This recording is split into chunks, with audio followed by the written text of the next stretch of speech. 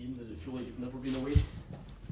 It's certainly been a short break, but if truth be known, I was itching to get back, and I know my wife on holiday, Noor, was itching to get back as well, because you are constantly on the phone, you are still taking your work away with you as a manager, and you're trying to get things organised, and we were probably a couple of weeks behind everybody else in regards preparation for what was to come this season, and maybe even more than 2 weeks, because other clubs knew what division they were going to be in. We certainly didn't, right down to the end of May, and we had 2 scenarios that we were working towards. So, yeah, there's been a lot of work done in the past few weeks, and there's still a lot of work to be done. For all the joy that the playoffs brought, are you sort of paying for it in a strange way, because you're kind of scrambling to try and catch up with other teams who perhaps have done some business? Only time will tell on that, and but for me, I'm not. That won't be used as an excuse whatsoever. We were trying to prep as much as possible. Yes, players that you'd like to go and target for the summer, they were certainly not committing because they didn't know what division we were in, and you're probably losing ground on other clubs because they have a chance to talk to them as well. But we're working feverishly to try and make things happen. We'll get the right players in the club that will go and enhance the group that are here.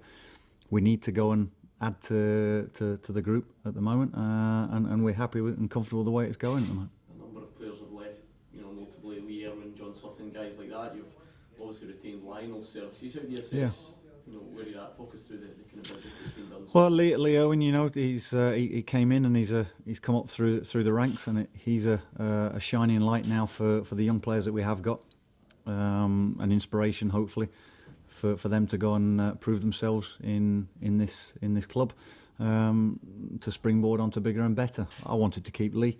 I think he would have been benefited a little bit more by staying here for a while longer, but you can't turn down an offer like that if you think it's right for yourself financially and within your career. So he goes with our best wishes. John Sutton has been a fantastic player for this football club, and he was a great pro. He wanted to move on. We offered him something, but and would have liked to have kept his services, but he felt that moving on was the better option for him. So we wish him well as well, and it just means there's an opportunity to bring new players in that want something to prove, want a platform, and play with a decent team that I think is on the up. What are the chances of Scott McDonald coming back this season? Yeah, Scott's one of a number of players that we're talking to and have been talking to. Scott will have options elsewhere, and it's one of those things that everything's got to fit within the budget. But Scott is one that I've kept in touch with, and it's, if it happens, it happens. If not, then there's other targets that we work towards. Confident or hopeful or somewhere in between? You never know where you are with players right up to the last minute, which is why I don't like saying too much about individuals, because so many things can change. We managed to turn Marvin Johnson around as he was going to sign for Yeovil. So and I think they expected to have the player. That just shows you within minutes things can change. So no, I won't be revealing what targets we've spoken to until we actually get them over the line and signed. When you're thinking about your squad and your general kind of philosophy, do you think that Scottish clubs have a responsibility to develop young Scottish players?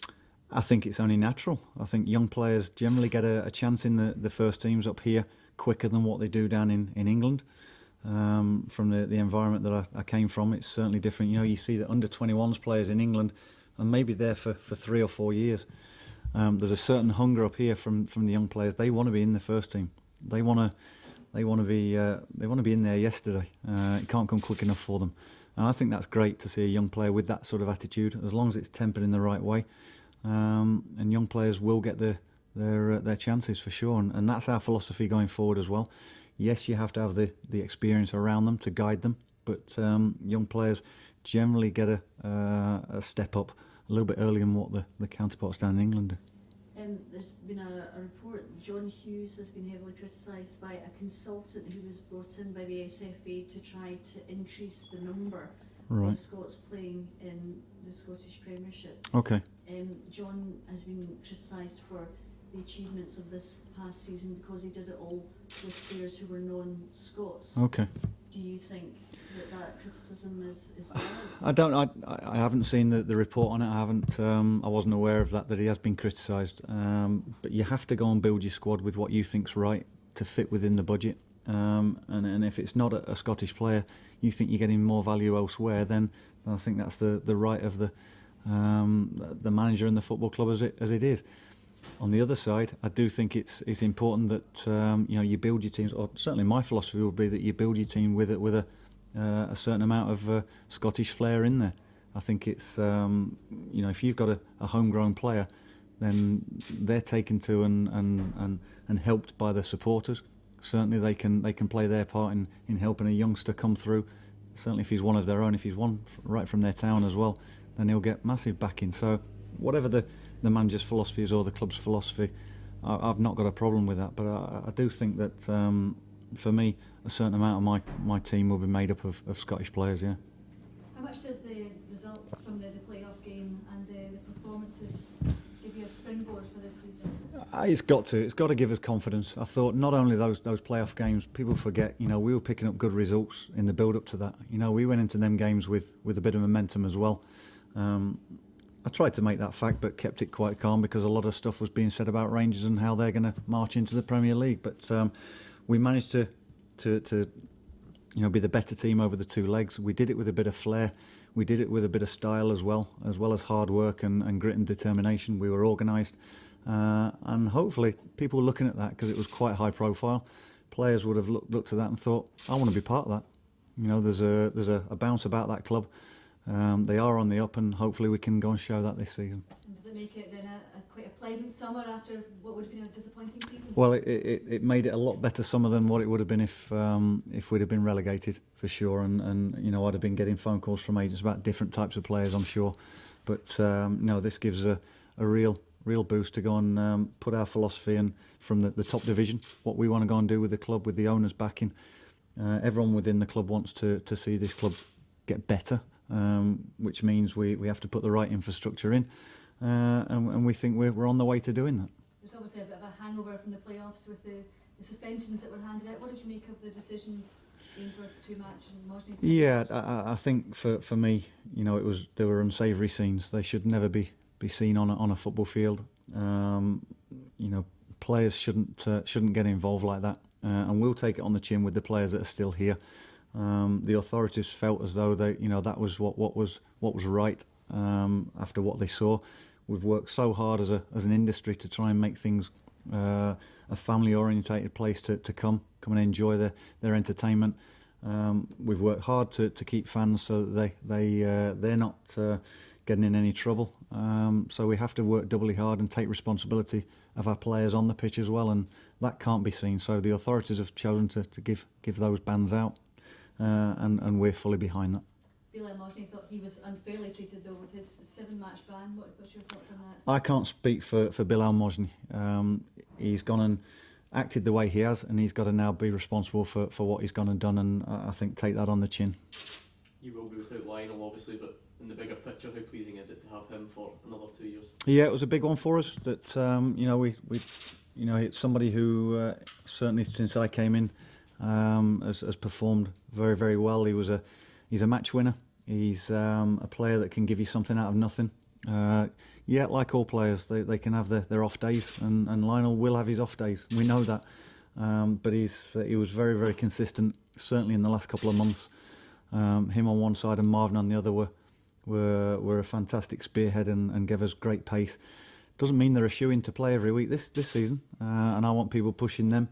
And that's what it's got to be. So, we're always on the lookout for the players that can go and put pressure on everybody in each position. So he knows he's got to come here. He's got to perform to those high standards again, and he'll be in the team more often than not if he does. You said earlier about Scott McDonald's situation. Is it similar with the likes of Louis Lang and George Long? Are they players that still could be back here for next season? Well, there's players that we had last year that we are talking to and we've got an interest. I said I'm not going to talk about certain individuals, but that George, for instance, went back to his club, and that's the scenario that you work towards with him. He's working with a different manager, so for me at the moment he's back, trying to get in the Sheffield United team. Louis went back to Forest, although there's a different situation on that. But we're talking to one or two guys, and if the chance of bringing a couple back from who we had last year comes about and it works within the budget, then we're interested. And you lost your goalkeeping coach and your head of recruitment also this summer. A bit of upheaval on Andrew? Yeah, a phone call with Gary while I was away, was one that I didn't expect. But again, if people want to go and improve themselves and go on a pathway, there's an opportunity for him to get back into the coaching side of it. You can't deny them that. Gary came in at a difficult time, as I did. We were a short space of time trying to get players in January. We went and worked fantastically well to get those players in, which ultimately was the right thing to do because we stayed up. We were working towards what our summer targets. We were working towards the next window in January, as you have to. But he's helped set up a recruitment department here that will go from strength to strength. We'll get a replacement in. It'll be the right person. That may take a little time. I'm not going to rush into that one because it's a critical area, your recruitment side.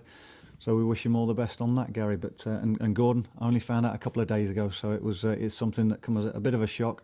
Something you don't want to be dealing with going into pre-season. But again, Gordon feels as though he's going and improving his career, going to a manager that he's worked with previously, and he feels it's a step up for him and his family. So Gordon was great for 4 years he's been here, and certainly the time I was here, he was very beneficial to my coaching team and to me. So we wish him all the very best on that. When you look at the numbers that you've lost, Ian, albeit you ended up with quite a big squad at the end of last season, so have you got a number in mind that you'd like to bring in? Yeah, I'd like to have certainly 2 players pushing for each position, but that may be within a 20-man squad, because for me you've still got to have that pathway for the youngsters to come through. I think 20 is a roundabout figure that's manageable. Everyone's involved, everyone knows they're playing a part.